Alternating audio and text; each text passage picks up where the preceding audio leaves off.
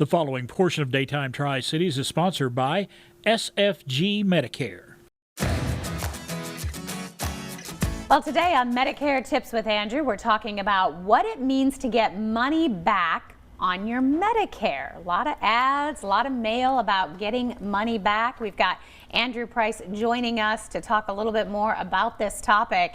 And of course, that sounds too good to be true. What does that mean actually, Andrew, when we're getting money back? So the first thing we need to look at is what Medicare cost. So Medicare has two parts. You have Medicare Part A, and that usually doesn't cost anything. And then you have Medicare Part B, and that usually costs $202.90. So when people hear that they're getting money back, it's usually from the Medicaid Part B. From the Medicare Part B, yes. And so there's two ways to get money back. The first is through a program called the Medicare Savings Program, or some people will call that Medicaid. Okay, and Medicaid is coming from the state, so each state is dependent upon your outcome and your income, correct? Yes, so Medicaid's going to be a little bit different from state to state, and what they do is they look at your income and your assets to see if you qualify for the program or qualify for Medicaid. Okay, so then once they assume that, you can actually go through, I understand, the program to kind of see how that might work. There's an actual number that you have to hit for income. Correct. So if you're single, that is $1,616. Okay. And then if you're married, it's $2,184. And so if your total monthly income is below that, then you should qualify for the program. It's called SLMB, and the state will actually pay your Medicare Part B premium for you, so they won't be taking it out anymore. If you qualify, now if someone gets like a Social Security check and it's $1,500 a month, would that mean they would qualify?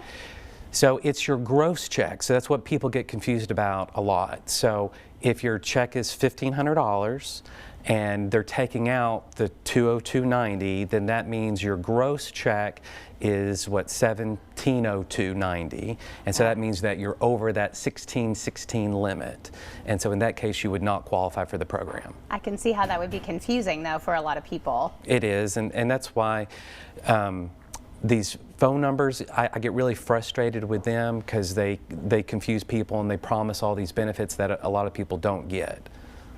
So what is another way to get money back on your Medicare? So the other way, besides Medicaid, is what's called a rebate or a give back. And that's through insurance companies where they actually refund part of your Medicare premium back to you.